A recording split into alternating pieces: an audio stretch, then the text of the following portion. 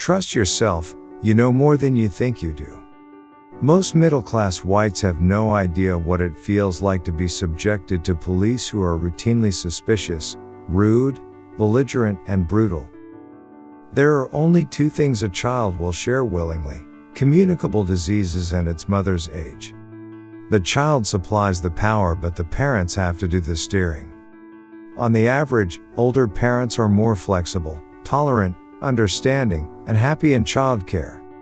All the time a person is a child, he is both a child and learning to be a parent. After he becomes a parent, he becomes predominantly a parent reliving childhood. Perhaps a child who is fussed over gets a feeling of destiny. He thinks he is in the world for something important, and it gives him drive and confidence. I think we should bring up our children with much less pressure to compete and get ahead. No comparing one child with another, at home or in school. No grades. Let athletics be primarily for fun, and let them be organized by children and youths themselves.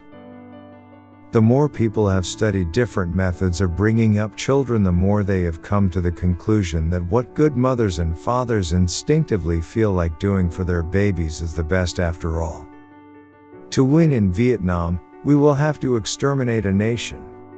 I'm not a pacifist. I was very much for the war against Hitler, and I also supported the intervention in Korea, but in this war we went in there to steal Vietnam. In our country today, very few children are raised to believe that their principal destiny is to serve their family, their country, or God. Happiness is mostly a byproduct of doing what makes us feel fulfilled. I would say that the surest measure of a man's or a woman's maturity is the harmony, style, joy, and dignity he creates in his marriage, and the pleasure and inspiration he provides for his spouse. When women are encouraged to be competitive, too many of them become disagreeable. Every child senses, with all the horse sense that's in him, that any parent is angry inside when children misbehave, and they dread more the anger that is rarely or never expressed openly, wondering how awful it might be. As a peace activist, I am dismayed by the encouragement of aggressiveness and violence by television, movies, and war toys. Preschool children are virtuosos of imagination.